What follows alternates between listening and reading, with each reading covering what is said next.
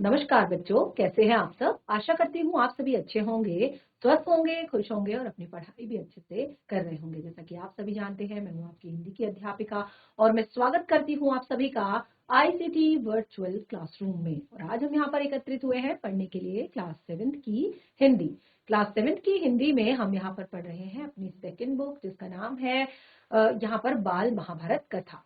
तो आपने देखा कि हम अपनी इस बुक में काफी सारी चीजें पढ़ चुके हैं अभी तक, और पूरी महाभारत कथा के को सार के रूप में भी हम यहाँ पर देख चुके हैं। तो आज हम यहाँ पर जो टॉपिक पढ़ने जा रहे हैं उसका नाम है भीम। इससे पहले हमने विदुर के बारे में जाना था, विदुर कौन थे, और कुंती के बारे में जाना था कि कुंती कौन थी। तो आप सभी को पता है कुंती जो है पांडवों की, जो 5 पांडव हैं उनकी माता है। और किस तरह से लास्ट में जब हमने यहाँ पर देखा कि पांडु की जब मृत्यु हो जाती है, तो पांडु की मृत्यु के बाद जो 5 पांडव होते हैं वो ऋषि मुनि उनको लेकर हस्तिनापुर आ जाते हैं और हस्तिनापुर पहुंचकर उनको पितामह को 5 पांडवों को सौंप देते हैं। और वहां पर जो सत्यवती होती हैं वो अपनी दोनों पुत्र वधुओं को, अंबिका और अंबालिका को लेकर वन में चली जाती हैं, क्योंकि उनको अपने पोते की मृत्यु का बहुत ज्यादा दुख होता है। और इस तरह से वो वन में कुछ वर्षों तक तप करने के बाद वो भी मृत्यु को प्राप्त हो जाती हैं। तो इस तरह से हमने यहाँ पर वो जो टॉपिक था, यानी कि कुंती वाला जो टॉपिक था, जिसमें हमने कुंती के बारे में पढ़ा कि किस तरह से कुंती का विवाह जो है पांडु पुत्र के साथ हुआ, और किस तरह से उनको आशीर्वाद मिला था ऋषि दुर्वासा से कि वो उनको बहुत ही ज्यादा, यानी कि वो जिस भी देवता के बारे में का चिंतन करेंगी, जिस भी देवता का ध्यान करेंगी, उन्हीं के समान उनको तेजस्वी पुत्र प्राप्त होगा। तो हमने यहाँ पर आपको बताया था कि कुंती का एक पुत्र हुआ और उसके बाद उसको जो है कुंती ने क्या कर दिया, गंगा में प्रवाहित कर दिया। तो अब देखिए वो कुंती वाला चैप्टर जो था वो हमारा वहां पर कंप्लीट हो चुका था। अभी हम यहाँ पर जो भीम, यानी कि 5 पांडवों में जो भीम हैं उनके बारे में हम पढ़ेंगे। तो आपने देखा कि सुना होगा कि भीम जो है वो महाबलशाली हैं, बहुत ही ज्यादा ताकतवर हैं। तो उनके बारे में हम यहाँ पर पढ़ेंगे। तो अब देखिए हमने यहाँ पर कहा 5 पांडव तथा धृतराष्ट्र के 100 पुत्र। ठीक है। अब जब पांडु की मृत्यु हो गई, पांडु की मृत्यु के बाद जब ऋषि मुनियों ने पांडवों को, जो 5 भाई थे पांडु के, पांडु पुत्र 5 थे और धृतराष्ट्र पुत्र 100 थे जो कि कौरव कहलाए, और पांडवों के पुत्र 5 थे जो कि पांडव कहलाए। ठीक है। अब जो 5 पांडव थे और जो 100 कौरव थे, ये सब क्या थे, भाई भाई थे। तो ये दोनों ही साथ में मिलकर हस्तिनापुर में साथ में रहने लगे, और एक इस तरह से खेल कूद होता था, हंसी मजाक होता था, और वो सब साथ में ही करते थे। ठीक है। और अब देखिए शरीर बल में पांडु पुत्र भीम सबसे बढ़कर थे। अगर किसी, जो 100 भाई थे, 100 कौरव और 5 पांडव, इन सभी को मिलाकर अगर शारीरिक बल के रूप में देखा जाए, चाहे उनकी लंबाई हो, चौड़ाई हो, या शारीरिक हष्ट पुष्टता हो, तो अगर शारीरिक बल के रूप में देखा जाए तो जो भीम थे, ठीक है, शारीरिक बल के रूप में अगर देखा जाए तो सबसे अधिक जो है भीम सबसे बढ़कर थे, यानी कि सबसे आगे थे। और खेलों में अगर देखा जाए तो दुर्योधन और उसके भाइयों को उन्होंने खूब तंग किया था, यानी कि क्योंकि शारीरिक बल जो था बहुत ज्यादा था, तो जो भी खेल कूद की का होता था वहां पर वो दुर्योधन और उनके भाइयों को जो है बहुत ज्यादा परेशान करते थे, बहुत ज्यादा एक तरह से उनको परेशानी कर देते थे। यद्यपि भीम के मन में किसी के लिए बैर नहीं था, और वो कभी भी इस मोटिव से नहीं करते थे, इस उद्देश्य से नहीं करते थे कि वो उनसे चिढ़ते थे या उनसे जलते थे या उनको अपने भाइयों के लिए उनके मन में बैर था। वो बिल्कुल हंसी मजाक में, जैसे होता है ना कि आप लोग भी आपस में कई बार होता है कि कोई बच्चा किसी खेल में बिल्कुल एक्सपर्ट होता है, यानी कि कोई बच्चा आपने देखा होगा खेल कूद में बहुत अच्छा होता है, कोई विद्वान होता है, पढ़ने में बहुत अच्छा होता है, और कोई बोलने में बहुत अच्छा होता है, कोई लिखने में बहुत अच्छा होता है। सबकी अपनी अपनी क्वालिटीज होती हैं। तो इसी तरह से भीम जो थे वो बिल्कुल हष्ट पुष्ट थे, मोटे ताजे थे, लंबे चौड़े थे, यानी कि काफी ज्यादा बलशाली थे। तो वो बहुत ज्यादा छेड़ा करते थे अपने भाइयों को, बहुत ज्यादा परेशान किया करते थे। तो इस तरह से, लेकिन मन में किसी के लिए कोई बैर नहीं था, कोई किसी को परेशान करने की कोई ऐसी भावना मन में नहीं थी। यद्यपि भीम और बचपन में जोश के कारण ही वो ऐसा ऐसा किया करते थे, क्योंकि बचपन में तो होता ही है बच्चों को आपस में खेलने कूदने का, कभी किसी को उठा के कहीं पे फेंक दिया, कहीं कभी किसी को कुछ कर दिया, कभी किसी को कुछ कर दिया, ठीक है। तो फिर भी दुर्योधन तथा उसके भाइयों के मन में भीम के प्रति द्वेष भाव बढ़ने लगा। यानी कि अब देखिए, क्योंकि वो उनके जो विचार थे वो नेगेटिव थे, नकारात्मक थे।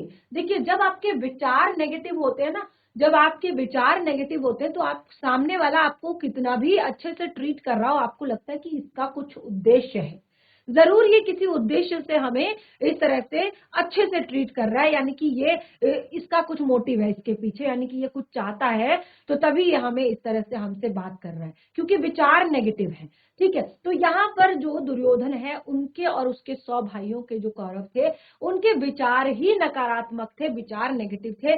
तो जब भीम उनसे इस तरह की छेड़खानी करते थे, उनके साथ खेलते थे, उन्हें परेशान करते थे, तो उनके मन में भीम के प्रति द्वेष भाव बढ़ने लगा, यानी कि गुस्सा बढ़ने लगा भीम के प्रति। वो सोचते थे कि ये ज्यादा अपने आप को बहुत ज्यादा बनता है कि थोड़ा सा हेल्दी है, तो ये क्या सबको परेशान करेगा, सबको ऐसे करेगा, बिल्कुल नकारात्मक वो सोचते थे। और इधर सभी बालक उचित समय पर आने पर कृपाचार्य से अस्त्र शस्त्र की विद्या के साथ साथ अन्य विद्याएं भी सीखने लगे। और जब उचित समय आया, देखिए हर चीज का एक टाइम होता है, जब आप विद्यालय जाते हैं उसका समय होता है, यानी कि जैसे मैंने कहा ना कि हर एक संस्कार का जीवन में एक समय होता है। तो विद्या अध्ययन के समय सभी बच्चे जो थे वो कृपाचार्य जी के पास जाते थे, अलग अलग तरह के अस्त्र शस्त्र की विद्याएं सीखते थे। और विद्या सीखने में पांडव कौरवों से आगे ही रहते थे, क्योंकि देखिए जो पांडव थे वो शुरू से ही, जब वो वन में थे, जब उनका वन में ऋषियों के वहां पालन पोषण हुआ था, तो वन से ही वो बहुत ज्यादा एक तरह से विद्वान थे। और उन्हें उसी तरह की शिक्षा मिली हुई थी, शालीनता के साथ रहना, शांति के साथ रहना, और बिल्कुल यानी कि बहुत ही ज्यादा सुलझे हुए व्यक्ति थे, बहुत एक तरह से बहुत अच्छे व्यक्तित्व के पांचों थे। तो बिल्कुल ध्यान उनका केंद्रित रहता था किसी भी काम को करने में। तो यहाँ पर जब उन्हें अस्त्र शस्त्र की शिक्षा दी जाने लगी, तो पांडव हमेशा आगे रहे, यानी कि पांडव हमेशा अच्छा करते थे। इससे कौरव और खींचने लगे। अब देखिए होता है ना, क्लास में कोई बच्चा जो है हमेशा अच्छा करता है, अच्छा करता है, अच्छा करता है, तो बाकी बच्चे जो नेगेटिव विचार वाले होते हैं, देखिए ऐसा नहीं कि जरूरी सारे बच्चे, कुछ बच्चे सीखते भी हैं कि यार जब वो कर सकता है तो हम क्यों नहीं कर सकते, जब वो 2 चैप्टर पढ़ सकता है तो हम क्यों नहीं पढ़ सकते 2 चैप्टर। लेकिन कुछ बच्चे जो होते हैं उनको गुस्सा आता है कि इसने कैसे कर लिया, इसने कैसे पढ़ लिया, सारे टीचर इसे ही प्यार करते हैं, सारे बच्चे जो है इसी के साथ दोस्ती करते हैं, मुझसे कोई दोस्ती क्यों नहीं करता। तो इस तरह के जो जब नकारात्मक विचार जब आ जाते हैं, तो फिर वो धीरे धीरे सब चीज को नेगेटिव तरीके से ही देखते हैं। तो अब जब कौरव इस तरह से जब देखते थे कि यहाँ पर जो पांडव हैं वो बहुत अच्छे से सीखने लगे हैं, बहुत अच्छे से पढ़ने लगे हैं, तो वो क्या करते थे, वो हर प्रकार से उन्हें नीचा दिखाने का काम करता रहता था। यानी कि जो दुर्योधन था वो हर जगह से उन्हें नीचा दिखाने का काम करता था, उनको ये दिखाने का काम करता था कि तुम एक तरह से, तुम्हें इतना ज्ञान नहीं है, तुम वन में रहे हुए हो, तुमने कभी भी राजमहल नहीं देखा, या तुमको इस चीज का क्या मतलब कि यहाँ के तौर तरीके क्या होते हैं, कैसे यहाँ रहा जाता है, कैसे यहाँ सब चीजें की जाती हैं। तो भीम से भी उनकी जरा भी नहीं पटती थी। और क्योंकि जैसे मैंने आपको बताया कि जो भीम थे वो उनमें शारीरिक बल तो था ही, लेकिन वो बहुत ज्यादा गुस्सा भी उन्हें आ जाता था जल्दी, तो भीम से उन लोग की जरा जरा कम पटती थी। यानी कि भीम जो है उनसे जरा सा कटे कटे रहते थे। एक बार कौरवों ने आपस में सलाह करके यह निश्चय किया कि भीम को गंगा में डुबोकर मार दिया जाए। अब देखिए, क्योंकि हमेशा नेगेटिविटी रहती थी दिमाग में, तो उस टाइम पर ये आया कि भीम को जो है पकड़ कर ले जाया जाए और चुपके से ले जाकर गंगा में डुबोकर मार दिया जाए। ठीक है, कि यही ज्यादा बनता है, इन सब में सबसे ज्यादा ताकत इसमें है, सबसे ज्यादा बल इसमें है, और यही हमें हरा सकता है। तो क्या किया जाए, इसको ले जाया जाए और सीधे नदी में डुबाकर मार दिया जाए। तो उसके मरने पर युधिष्ठिर अर्जुन आदि को कैद करके कहीं बंदी बना लिया जाएगा और दुर्योधन ने सोचा कि ऐसा करने से सारा राज्य पर उनका अधिकार हो जाएगा। अब देखिए जो पांचों पांडव थे उनमें जैसे मैंने कहा और जो 100 कौरव थे सब में भीम सबसे ज्यादा शक्तिशाली थे। तो उन्होंने कहा कि सबसे पहले भीम को कहीं दूर करना होगा, यानी कि भीम को नदी में डुबोकर मार दिया जाएगा, फिर जो बाकी चारों हैं उनको बंदी बनाकर किसी जगह पर बंद कर दिया जाएगा, उनको कहीं भेज दिया जाएगा और इस तरह से जो है जो पूरा राजपाट होगा वो सब हमारा ही होगा। यानी कि उनको लग रहा था कि अब जो है ये राजधानी, ये राज्य जो है कौरवों में भी पांडवों में भी बटेगा। तो इस तरह से इससे पहले कि ये बंटवारा हो हम क्या करते हैं, हम अपना जो रास्ता है वो क्लियर कर देते हैं, यानी कि भीम को मार डालते हैं डुबोकर और उसके बाद बाकी चारों को बंदी बना लेंगे। और क्योंकि बाकी चारों को बचाने वाला फिर होगा नहीं कोई और सारे राज्य पर इस तरह से उन्हीं का अधिकार हो जाएगा, यानी कि सारा राज्य जो है उन्हीं का हो जाएगा। तो इस तरह से क्या हुआ, एक दिन दुर्योधन ने धूमधाम से जल क्रीड़ा का प्रबंध किया। अच्छा, जल क्रीड़ा क्या होता है?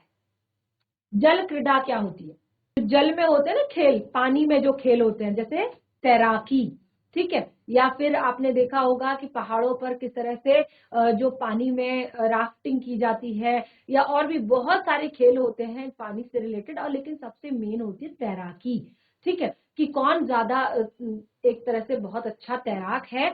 तो उसने जल क्रीड़ा यानी कि अलग अलग तरह के गेम्स का प्रबंध किया कि चलो जल क्रीड़ा करी जाए इस बार, ठीक है, इस बार जो है जल क्रीड़ा करी जाए और पांचों पांडवों को उसके लिए न्योता भी दे दिया कि चलो तुम भी, हम जो ये जल क्रीड़ा करवा रहे हैं उस खेल में तुम भी हमारे साथ आ जाना, ठीक है। अब बड़ी देर तक खेलने और तैरने के बाद सबने भोजन किया, अपने अपने डेरों में जाकर सो गए। अब बहुत देर हो गई, सबने बहुत ज्यादा तैराकी की, खेला, वहां मजे किए, एक तरह से बहुत अच्छे से एंजॉय किया सबने, बहुत अच्छा, क्योंकि अच्छा खासा प्रबंध किया गया था ताकि किसी को बिल्कुल भी शक ना हो, ठीक है। तो अब क्या हुआ कि इस तरह से जब वहां पर सब लोग खेलने के बाद, तैरने के बाद भोजन करने गए, खाना खाया और सब जब अपने अपने डेरों में जाकर सो गए, तो दुर्योधन ने छल से भीम के भोजन में विष मिला दिया। दुर्योधन क्या किया? छल किया और छल से भीम के भोजन में विष मिला दिया, जहर मिला दिया। अब सब लोग खूब खेले थे, तैरे हुए थे और थके हुए थे। देखिए खास तौर पर जब हम पानी में ज्यादा तैरते हैं ना तो तब हमें ज्यादा थकान लगती है, और वैसे भी जब हम आउटडोर गेम्स खेलते हैं, जो हम बाहर, अगर हम क्रिकेट खेल लें, वॉलीबॉल खेल लें, पकड़म पकड़ाई खेल लें, तो हम बहुत ज्यादा थक जाते हैं। और इसका एक बहुत अच्छा वो भी होता है, फायदा भी होता है कि हमें घर आकर एक अच्छी नींद आती है, और एक अच्छी नींद जो होती है वो हमारे पूरे दिन को फ्रेश कर देती है, ठीक है। तो इस तरह से सब थक हार कर सो गए थे। अब भीम को विष के कारण गहरा नशा हो गया था, क्योंकि भीम जो है विशालकाय शरीर था, तो बहुत ज्यादा असर नहीं हुआ, लेकिन केवल गहरा नशा हो चुका था। अब वो डेरे पर भी नहीं पहुंच पाए और नशे में चूर होकर गंगा किनारे रेत में ही गिर गए। क्या हुआ कि उन्हें ना बहुत ज्यादा नशा लग चुका था, किसका? जो विष मिलाया गया था उनके भोजन में, उसका नशा हो गया था, और जिस कारण वो अपने डेरे तक भी नहीं पहुंच पाए, क्योंकि सबके सब बाकी चले गए थे और सब सो गए थे गहरी नींद में, लेकिन भीम जो है डेरे तक भी नहीं पहुंच पाए और वो वहीं जो गंगा की रेत थी वहीं पर गिर गए। और उसी हालत में दुर्योधन ने उनको, उसी बेहोशी की हालत में, क्योंकि दुर्योधन यही चाहता था, दुर्योधन यही चाहता था, क्योंकि अगर वो चाहकर भी वो उन्हें जिंदा जो है पानी में नहीं फेंक सकता था, तो उसने ये पूरा जाल इसलिए बिछाया था ताकि ये इनकी जो है, या तो ये जहर से, विष से मर जाए, और अगर ये अधमरे भी होते हैं तो उसके बाद इनको नदी में फेंक दिया जाएगा और जहां से ये उठ नहीं पाएंगे विष के प्रभाव के कारण, और वहां पर इनकी मृत्यु हो जाएगी। तो इसी हालत में दुर्योधन ने क्या किया,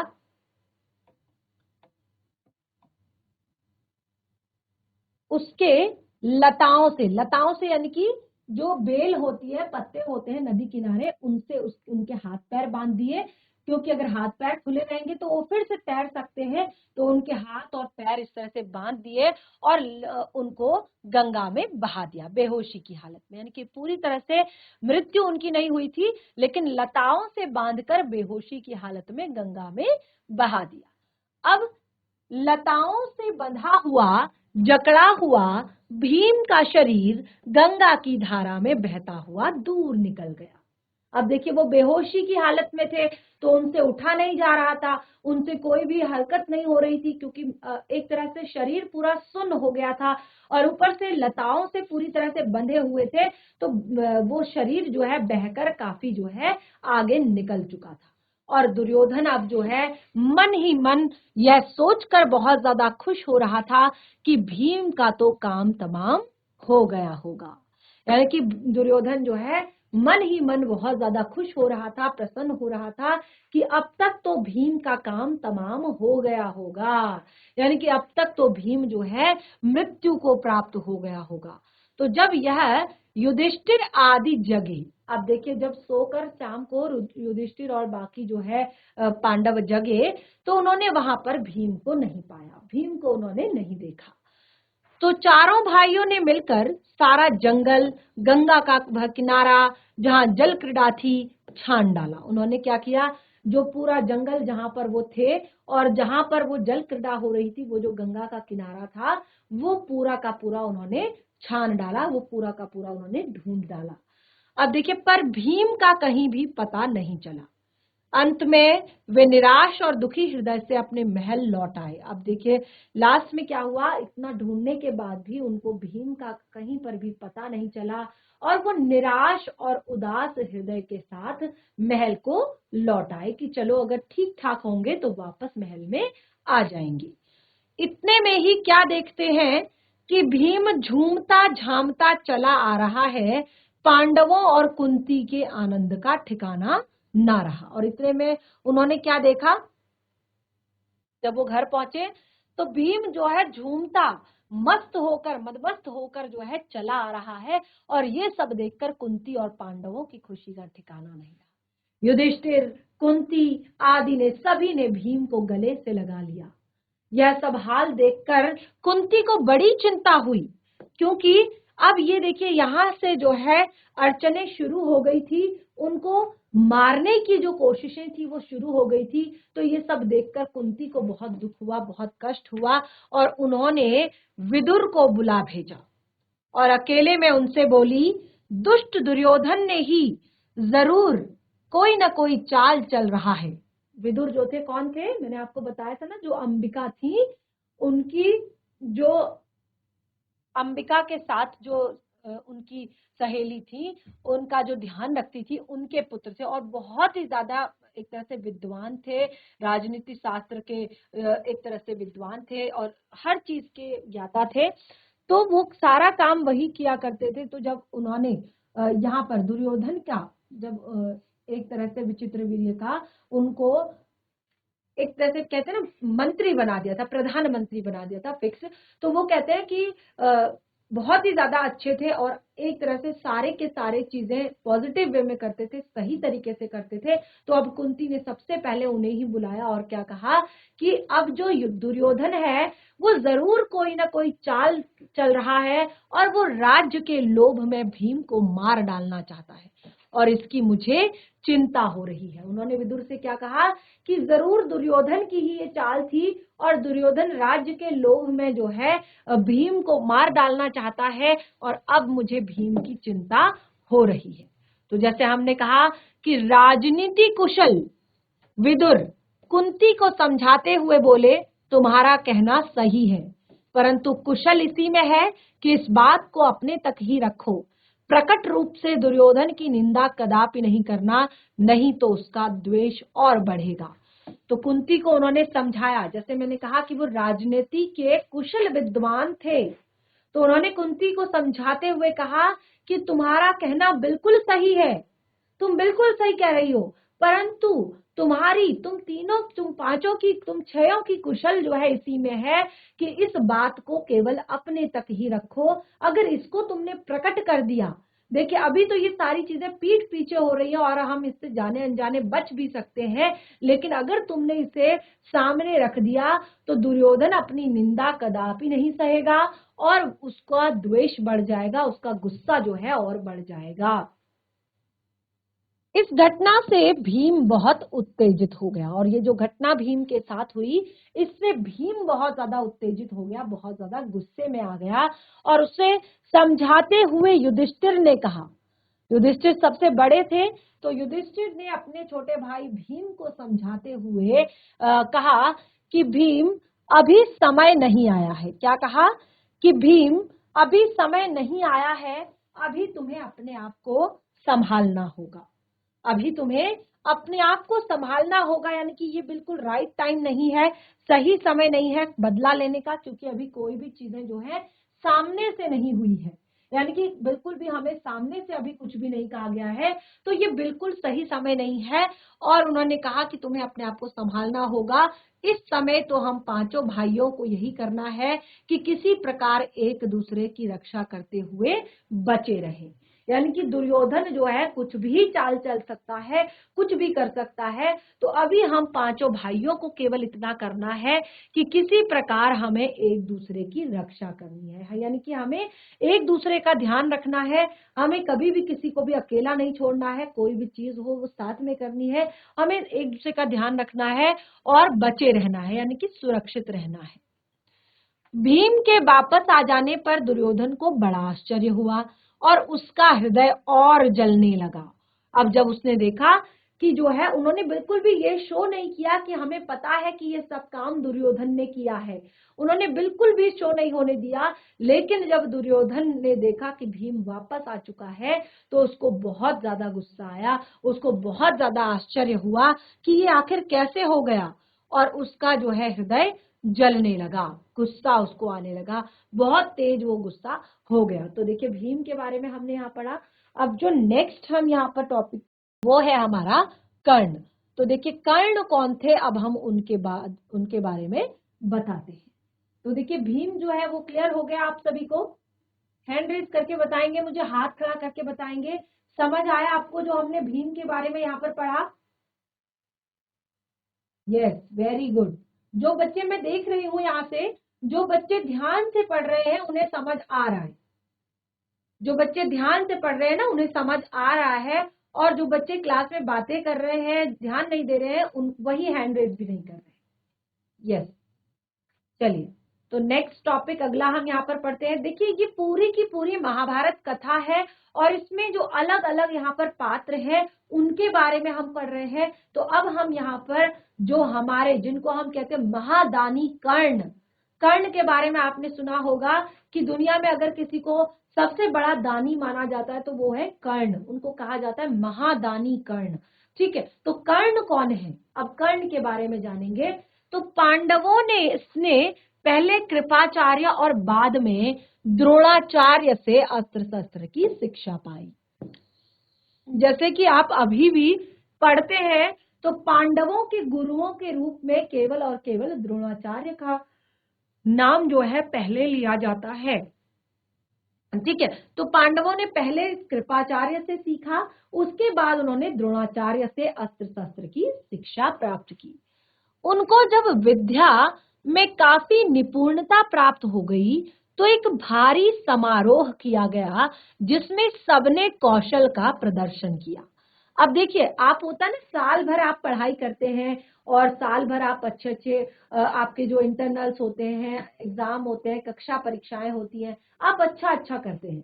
ठीक है, उसके बाद जब आपका क्लास चेंज होता है, जैसे अभी आप 7th में हैं, अब आपके एग्जाम होंगे, यानी कि ये आपका जो ईयरली असेसमेंट होगा, यानी कि पूरे साल भर का असेसमेंट, एक होता है मंथली असेसमेंट, एक होता है जो 6 मंथ में हाफ ईयरली असेसमेंट, एक होता है पूरा एनुअल यानी कि वार्षिक परीक्षाएं, जो आपका एनुअल असेसमेंट होता है, यानी कि इसमें सब कुछ देखा जाता है, साल भर बच्चे की परफॉर्मेंस कैसी रही, किस तरह का व्यवहार इसका क्लास में रहा, किस तरह का कैसे कैसे अनुशासन में ये रहता था, कैसा बिहेवियर बाकी बच्चों के साथ था, कैसा काम करने में था, काम कभी पूरा करता है या नहीं, किस तरह से रिस्पॉन्स करता है क्लास में, किस तरह से ये एक्टिविटीज में भाग लेता है। तो हर चीज पूरे साल भर में आपने जो जो किया उन सब का क्या किया जाता है, उन सब का एक तरह से मूल्यांकन किया जाता है। और उसके बाद जो आपका एंड होता है साल का, फिर आपकी वार्षिक परीक्षाएं होती हैं, रिटन एग्जाम होते हैं, उसके बाद फिर आपको नेक्स्ट क्लास में भेजा जाता है। ठीक है, तो यहाँ पर भी यही हुआ। सबसे पहले जब पूरी की पूरी शिक्षा प्राप्त हो गई, सबने उसमें निपुणता प्राप्त कर ली, तो उसके लिए एक समारोह का आयोजन किया गया। ठीक है, अब सारे कौरव और पांडव जो थे उन्होंने शिक्षा जब प्राप्त की, जब वो शिक्षा प्राप्त करके वापस आए तो उनके लिए एक समारोह रखा गया, जिसमें सबने अपने कौशल का प्रदर्शन किया, यानी कि जिसमें सबने अपने अपनी चीजें बताई, अपने अपने कौशलों को प्रदर्शित किया।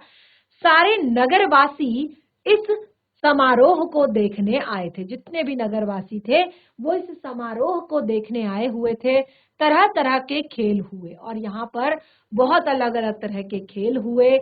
हर एक राजकुमार यही चाहता था कि वही सबसे बढ़कर निकले।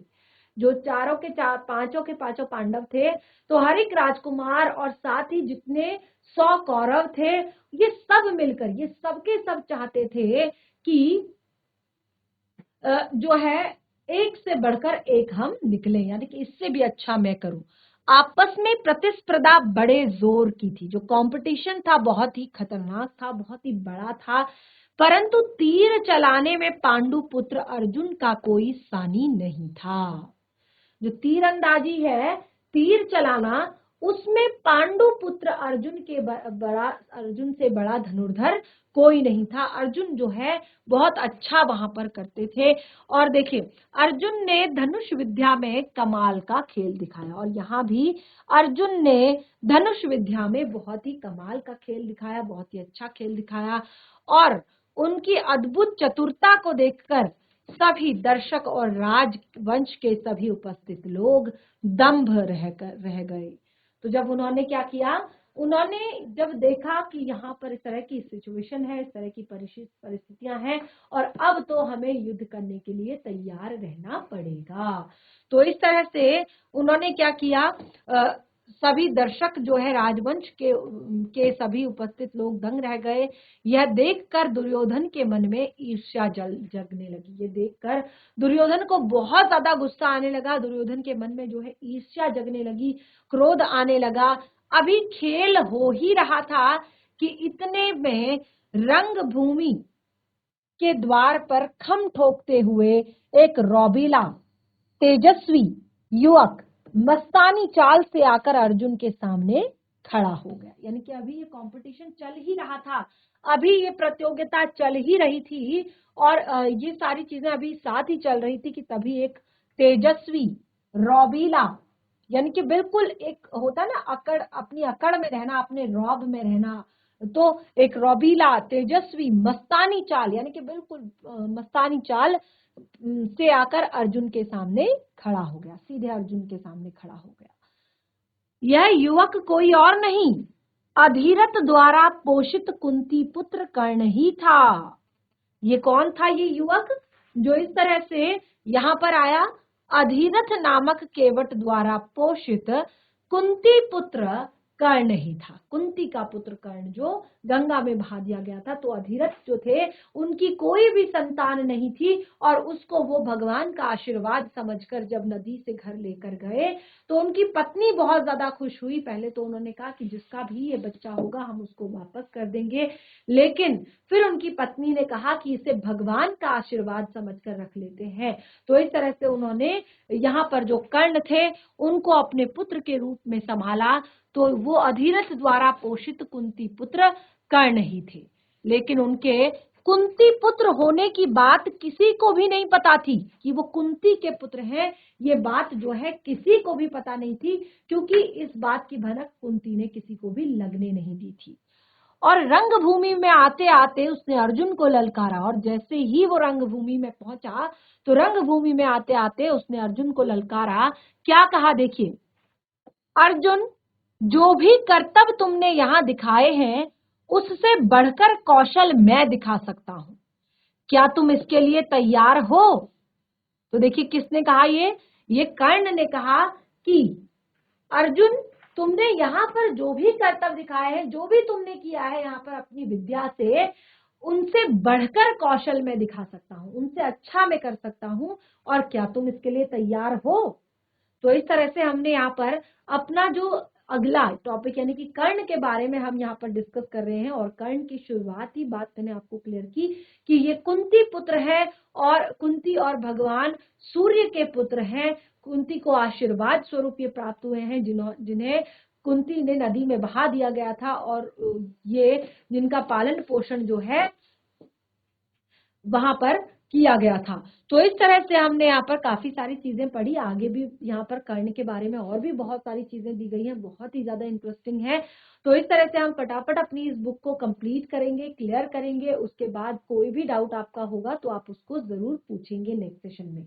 हर चीज जो भी पढ़ाई है उससे रिलेटेड डाउट आप नेक्स्ट सेशन में पूछें। और बुक जो हमारी वसंत पाठ्य पुस्तिका है वो लगभग कंप्लीट हो चुकी है। व्याकरण से रिलेटेड कोई भी टॉपिक होगा तो उससे आगे कंटिन्यू करेंगे। तब तक के लिए धन्यवाद। आपका दिन शुभ हो।